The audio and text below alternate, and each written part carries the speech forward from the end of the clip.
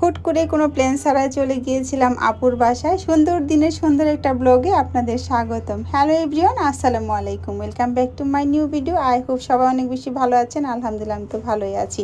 আপুর বাসায় গিয়ে একটা লম্বা ঘুম দিয়ে ঘুম থেকে উঠে ড্রাগন ফল আর চা বিস্কিট খেয়ে তারপর আমরা চলে গিয়েছিলাম কোথায় জানেন? রান্না করতে।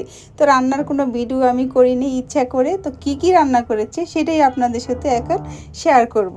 খিচুড়ি পার্টি করব এই জন্য গিয়েছি। আমরা ওইখানে 10 জন গিয়েছিলাম। তো আপু এত এত আয়োজন করেছে, সাথে একটা একটু একটু নরম খিচুড়ি। এত মজা হয়েছে খিচুড়িটা, প্লাস সব আইটেমের ভর্তা তরকারি, এগুলো সবই অনেক বেশি মজা হয়েছে। আপু আমাদের জন্য এত কষ্ট করেছে। হ্যালো,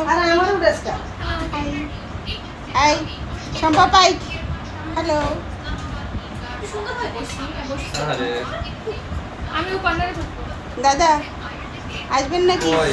হ্যালো, কি নিয়ে আসতেছেন? খিচুড়ি। খিচুড়ি বাড়া এখনো শেষ হয় না, কতগুলো প্লেট, তারপরেও বাড়া শেষ হয় না। হ্যালো, এখন আমরা সবাই যে একসাথে খাওয়া দাওয়া করবো, চলেন খাওয়া দাওয়া করতে যাই। এই যে সার্ভ করার দায়িত্ব দাদা নিয়েছে, শম্পা নিয়েছে, সবাইকে সার্ভ করতেছে। আরেকটা কেন প্লেট নিয়ে আসছো? ও ডাবল খাবে এই জন্য ডাবল প্লেট নিয়ে আসছে। সাফি আপু ডাবল খাবে এই জন্য ডাবল প্লেট নিয়ে আসছে। এই হচ্ছে আমার প্লেট। আমি শুধু এখন ভর্তাগুলাই নিয়েছি, তরকারি নেইনি। অনেক দিন পর এরকম খিচুড়ি খাচ্ছি।